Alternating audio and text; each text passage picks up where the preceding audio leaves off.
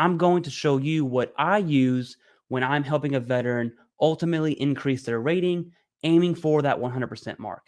Whiskey 9 Yankee 7 November Golf, over.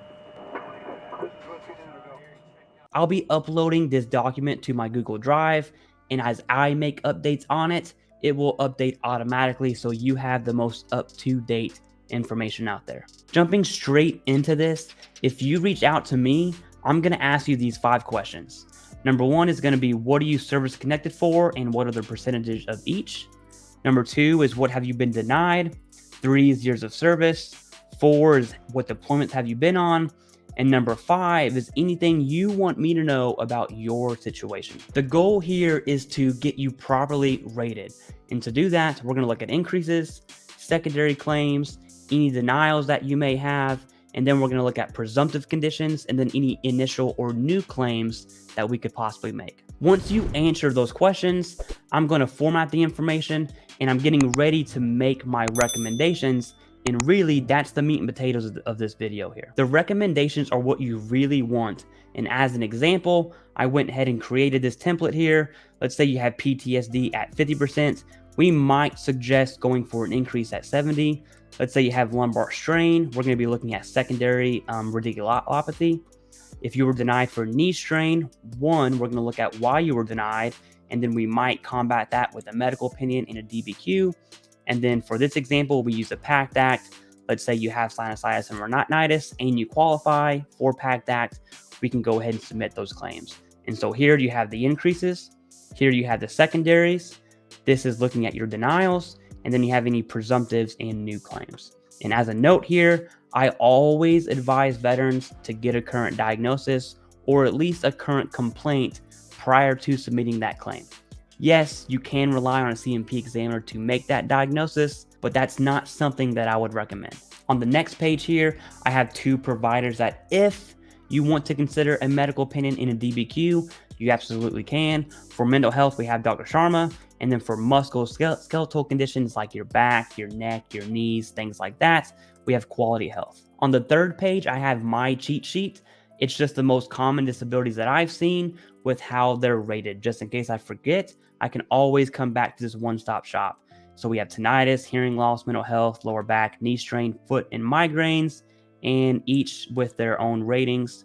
We have common secondary disabilities. So for tinnitus, we have migraines and anxiety. Mental health, we have IBS, GERD, migraines and sleep apnea. Foot conditions, we're looking at the ankle and knees, so on and so forth.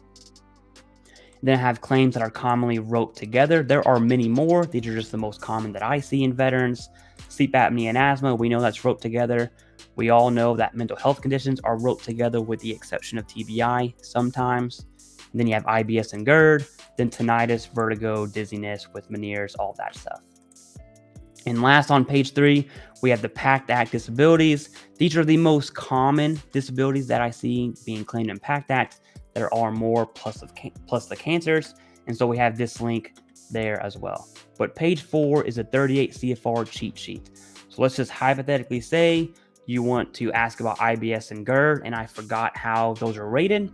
I can go ahead and click this link. It's going to push me to the master condition list over on Veterans Benefits. And so once this loads up, you can scroll down or you can just word search IBS.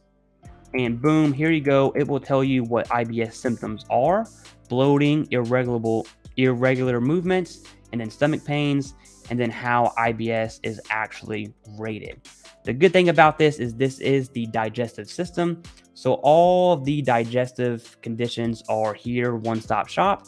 And at the very, very bottom of this Reddit here, you're going to see the DBQs that are listed out. So if you have a question on a specific DBQ, there they are.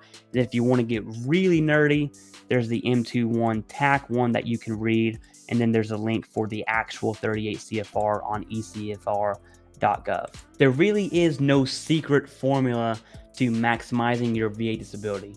All you need to do is look at increases, secondaries, look at your denials and why you were denied, and then presumptive claims, and then any new claims. Like if you hurt your foot in service and you never claimed it, that might be something that you want to claim now.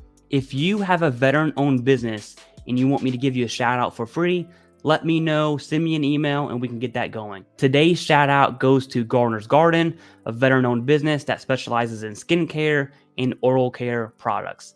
Me personally, I've been using the oral care routine with the charcoal toothpaste. I absolutely love it.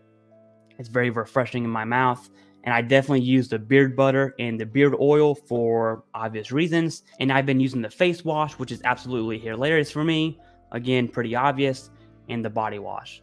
Side note, if you are service connected for eczema, there's eczema relief and skincare routines for that condition. Definitely check Gardener's Garden out. Again, a veteran-owned business. I'm going to have a pinned comment in the top of the comment section with links to all this stuff.